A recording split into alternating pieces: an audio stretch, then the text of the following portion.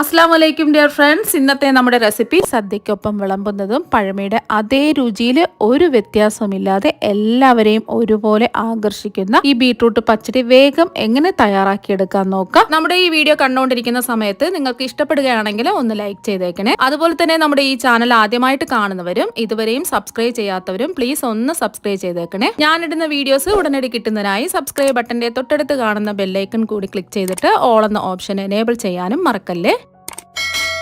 ആദ്യം തന്നെ ഇതിനായിട്ട് അത്യാവശ്യം വലിപ്പമുള്ള 2 ബീട്രൂട്ടാണ് എടുത്തിട്ടുള്ളത്. ബീട്രൂട്ട് വാങ്ങുമ്പോൾ പ്രത്യേകം ശ്രദ്ധിക്കുക, നല്ല ഫ്രഷ് ആയിട്ടുള്ള ബീട്രൂട്ട് നോക്കി വേണം വാങ്ങാൻ വേണ്ടിയിട്ട്. അതുപോലെ തന്നെ വാടിയ ബീട്രൂട്ടൊന്നും ഇതിനു വേണ്ടി എടുക്കരുത്. ഇനി ഈ ബീട്രൂട്ട് നല്ലതുപോലെ കഴുകി വൃത്തിയാക്കി തൊലി മുഴുവനും മാറ്റാം. ഇനി ഈ ബീട്രൂട്ട് ഗ്രേറ്ററിൽ വെച്ച് ഒന്ന് ഗ്രേറ്റ് ചെയ്തെടുക്കാം. ബീട്രൂട്ട് ഗ്രേറ്റ് ചെയ്തെടുക്കുമ്പോൾ ഒരുപാട് കനത്തിൽ ഗ്രേറ്റ് ചെയ്തെടുക്കരുത്, വളരെ കനം കുറച്ച് വേണം ഗ്രേറ്റ് ചെയ്തെടുക്കാനായിട്ട്. ഗ്രേറ്ററിന്റെ ആ നീളത്തുള്ള ചെറിയ ഹോൾ കൂടി ഗ്രേറ്റ് ചെയ്തെടുത്താൽ മതി. ഗ്രേറ്റർ ഇല്ലെങ്കിൽ കുഞ്ഞു കുഞ്ഞു പീസുകളായിട്ട് അരിഞ്ഞെടുത്താലും മതിയാകും. ഇനി ബീട്രൂട്ട് ഒരു പാത്രത്തിലേക്ക് ഇട്ട് കൊടുക്കാം.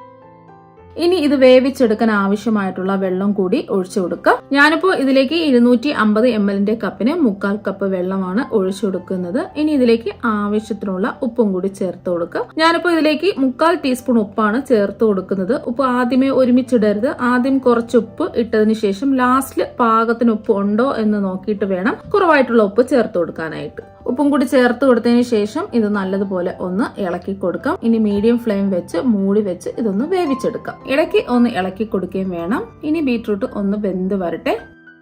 ഈ സമയം കൊണ്ട് ഒരു മിക്സിയുടെ ജാർ എടുക്കുക. ഈ ജാറിലേക്ക് 1 കപ്പ് ചിരകിയ തേങ്ങ ഇട്ട് കൊടുക്കുക. ഞാനിപ്പോ 250 ml കപ്പിന് 1 കപ്പ് ചിരകിയ തേങ്ങയാണ് എടുത്തിട്ടുള്ളത്. ഇനി ഇതിലേക്ക് ഒരു ചെറിയ കഷ്ണം ഇഞ്ചിയും കൂടി ഇട്ട് കൊടുക്കുക. ഇഞ്ചി ഇങ്ങനെ മുഴുവനായിട്ട് ഇടരുത്, അരിഞ്ഞു കിട്ടാൻ എളുപ്പത്തിന് വേണ്ടി ചെറുതായിട്ട് അരിഞ്ഞിട്ട് വേണം ഇതിലേക്ക് ഇട്ട് കൊടുക്കാനായിട്ട്. ഇനി ഇതിലേക്ക് എരിവിന് ആവശ്യമായ പച്ചമുളക് ഇട്ട് കൊടുക്കാം. ഞാനിപ്പോ ഇതിലേക്ക് മീഡിയം സൈസ് 2 പച്ചമുളകാണ് എടുത്തിട്ടുള്ളത്. വലിയ പച്ചമുളക് ആണെന്നുണ്ടെങ്കിൽ 1 പച്ചമുളക് എടുത്താൽ മതിയാകും. ഈ പച്ചമുളക് മുഴുവനായിട്ട് ജാറിലേക്ക് ഇടരുത്. പെട്ടെന്ന് അരഞ്ഞു കിട്ടാനായിട്ട് പച്ചമുളക് ഇതുപോലെ ചെറുതായിട്ട് മുറിച്ചിട്ട് വേണം ജാറിലേക്ക് ഇട്ട് കൊടുക്കാൻ. ഇനി ഇതിലേക്ക് ഒരു 4 കറിവേപ്പിലയും കൂടി ഇട്ട് കൊടുക്കാം. ഇനി ഒരു 1/4 ടീസ്പൂൺ ചെറിയ ജീരകവും അതുപോലെ തന്നെ ഒരു 1/4 ടീസ്പൂൺ കടുകും കൂടി ഇട്ട് കൊടുക്കാം. ഇനി ഇത് അരച്ചെടുക്കുന്നതിന് ആവശ്യമായ വെള്ളം ഒഴിച്ചു കൊടുക്കാം. ഞാനിപ്പോ ഇതിലേക്ക് ഒരു 1/4 കപ്പ് വെള്ളമാണ് ഒഴിച്ചു കൊടുക്കുന്നത്. വെള്ളം ഒരുപാട് ഒഴിക്കരുത്. ഒരു 1/4 കപ്പ് വെള്ളം ഒഴിച്ചെടുത്ത് ഒന്ന് അരച്ച് നോക്കിയിട്ട് വേണമെന്നുണ്ടെങ്കിൽ ആവശ്യമുണ്ടെന്നുണ്ടെങ്കിൽ 1-2 ടേബിൾ സ്പൂൺ വെള്ളവും കൂടി ഒഴിച്ച് ഒന്ന് അരച്ചെടുത്താൽ മതിയാകും. ഇനി ഇത് നല്ലതുപോലെ ഒന്ന് അരച്ചെടുക്കാം. ഇപ്പൊ ഇത് അരച്ചെടുത്തിട്ടുണ്ട്, കണ്ടില്ലേ? ഈ ഒരു രീതിക്ക് വേണം അരച്ചെടുക്കാൻ. അഥവാ നിങ്ങൾക്ക് അരച്ചെടുക്കുന്ന സമയം വെള്ളം കുറവായിട്ട് തോന്നുകയാണെന്നുണ്ടെങ്കിൽ 1-2 ടേബിൾ സ്പൂൺ വെള്ളം ഒഴിച്ച് നല്ലവണ്ണം അരച്ചെടുക്കുക. ഇപ്പൊ എനിക്ക് അരച്ചെടുക്കാനായിട്ട് ഒരു 1/4 കപ്പ് വെള്ളത്തിന്റെ ആവശ്യമേ വന്നിട്ടുള്ളൂ. വീണ്ടും ഞാൻ വെള്ളമൊന്നും ചേർത്ത് കൊടുത്തിട്ടില്ല. ഇപ്പൊ നല്ലതുപോലെ ഇതാ ഒന്ന് അരഞ്ഞു കിട്ടിയിട്ടുണ്ട്. ഈ ഒരു രീതിക്ക് വേണം അരച്ചെടുക്കാനായിട്ട്.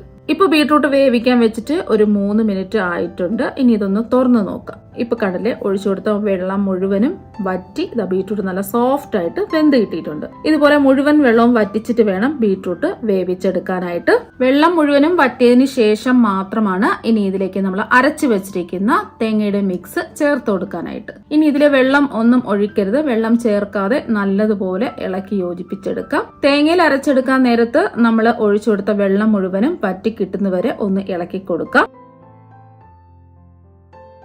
ഇപ്പൊ ഒരു 2 മിനിറ്റ് ആയിട്ടുണ്ട്. ഇപ്പോൾ തേങ്ങയുടെ മിക്സ് എല്ലാം ബീട്രൂട്ടിൽ പിടിച്ച് നല്ലവണ്ണം വറ്റി വന്നിട്ടുണ്ട്. ഇപ്പൊ ഒട്ടും തന്നെ വെള്ളത്തിന്റെ അംശം ഇല്ല. ഇപ്പൊ ഇതിലെ വെള്ളം മുഴുവൻ വറ്റി വന്നിട്ടുണ്ട്. ഇനി ഫ്ലെയിം ഓഫ് ആക്കി കൊടുക്കാം. ഇനി ഒരു മിക്സിയുടെ ചെറിയ ജാറിലേക്ക് 1.5 കപ്പ് തൈര് ചേർത്ത് കൊടുക്കാം. നമ്മൾ തൈര് എടുക്കുമ്പോൾ നല്ല കട്ടിയുള്ള തൈര് വേണം എടുക്കാനായിട്ട്.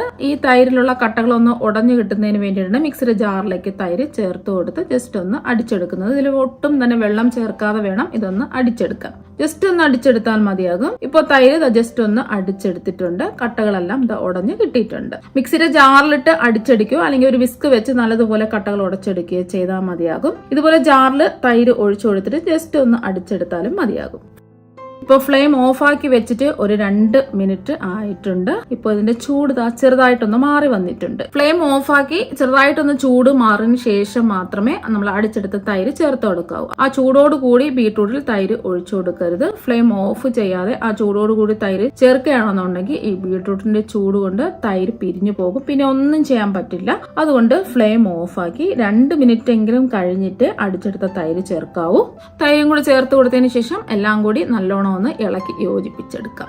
ഇപ്പൊ അതെല്ലാം ഒന്ന് യോജിപ്പിച്ചെടുത്തിട്ടുണ്ട്. ഇപ്പൊ കണ്ടില്ലേ, കാണാൻ തന്നെ നല്ല ഭംഗിയാണ്, നല്ല കളറൊക്കെ വന്നിട്ട്. ഇനി നമ്മൾ ഫ്ലെയിം ഒന്നും ഓൺ ആക്കേണ്ട ആവശ്യമില്ല. നമ്മുടെ പാത്രം ചെറിയൊരു ചൂടുണ്ട്, അതുകൊണ്ട് തൈര് ചേർത്ത് കൊടുത്തതിന് ശേഷം ഇനി ഇത് ചൂടാക്കേണ്ട ആവശ്യമില്ല. ആ ചൂടിൽ ഇരുന്ന് ഇത് ചെറുതായിട്ട് ചൂടായി കിട്ടും. ഇപ്പൊ നല്ലതുപോലെ ഇളക്കി യോജിപ്പിച്ചെടുത്തിട്ടുണ്ട്. ഇനി ഇതൊന്ന് താളിച്ച് ഒഴിക്കുന്നതിന് വേണ്ടിയിട്ട് 1 ടേബിൾ സ്പൂൺ എണ്ണ ഒരു പാത്രത്തിലേക്ക് ഒഴിച്ചു കൊടുക്കാം. ഞാനിപ്പോ ഇതിലേക്ക് വെളിച്ചെണ്ണയാണ് ഒഴിച്ചു കൊടുത്തിട്ടുള്ളത്. വെളിച്ചെണ്ണ ഉണ്ടെങ്കിൽ വെളിച്ചെണ്ണ തന്നെ എടുക്കുക, വെളിച്ചെണ്ണ ഇല്ല എങ്കിൽ നല്ലെണ്ണയോ അല്ലെങ്കിൽ മറ്റേതെങ്കിലും എണ്ണയോ എടുക്കാവുന്നതാണ്. ഫ്ലെയിം കുറച്ച് വെക്കുക, എണ്ണ നല്ലവണ്ണം ഒന്ന് ചൂടാവട്ടെ. ഇപ്പൊ എണ്ണ ഒന്ന് ചൂടായിട്ടുണ്ട്. ഇതിലേക്ക് 1 ടീസ്പൂൺ കടുകിട്ട് ഒന്ന് പൊട്ടിച്ചെടുക്കാം. ഇപ്പൊ ആ കടുകെല്ലാം ഒന്ന് പൊട്ടി വന്നിട്ടുണ്ട്. ഇനി ഇതിലേക്ക് 3 വറ്റൽമുളക് ചെറുതായിട്ട് കട്ട് ചെയ്തതും അതുപോലെ 1 തണ്ട് കറിവേപ്പിലയും കൂടി ഇട്ടുകൊടുത്ത് ഒന്ന് ഇളക്കി കൊടുത്തതിന് ശേഷം ഫ്ലെയിം ഓഫ് ആക്കാം. ഇനി ആ ചൂടോടുകൂടി തന്നെ ബീട്രൂട്ട് പച്ചടിയിൽ ഒഴിച്ചു കൊടുക്കാം. ഇപ്പോൾ നമ്മുടെ ഓണം സദ്യ സ്പെഷ്യൽ ബീട്രൂട്ട് പച്ചടി ഇതാ ഇവിടെ റെഡി ആയിട്ടുണ്ട്. ഈ ബീട്രൂട്ട് പച്ചടി സദ്യക്ക് മാത്രമല്ല ഊണിനൊപ്പവും നമുക്ക് ഈസി ആയിട്ട് ഈ ബീട്രൂട്ട് പച്ചടി റെഡിയാക്കി എടുക്കാവുന്നതാണ്. ഇതിന്റെ കളറും ടേസ്റ്റും കൊച്ചു കുട്ടികൾ മുതൽ എല്ലാവരും ഒരുപോലെ ഇഷ്ടപ്പെടുന്നതാണ്. കഴിക്കാൻ വേണ്ടി നല്ല അടിപൊളി ടേസ്റ്റ് ആണ്. അപ്പോൾ നിങ്ങൾ എല്ലാവരും ഇതുപോലെ ഒരു പച്ചടി തയ്യാറാക്കി നോക്കുക. നല്ല ഈസി ആയിട്ട് നമുക്ക് റെഡിയാക്കി എടുക്കാൻ പറ്റും. തീർച്ചയായും നിങ്ങൾക്ക് എല്ലാവർക്കും ഇഷ്ടപ്പെടും. അപ്പോൾ നമുക്ക് മറ്റൊരു വെറൈറ്റി ഓണം സ്പെഷ്യൽ വീഡിയോ ആയിട്ട് കാണാം. താങ്ക്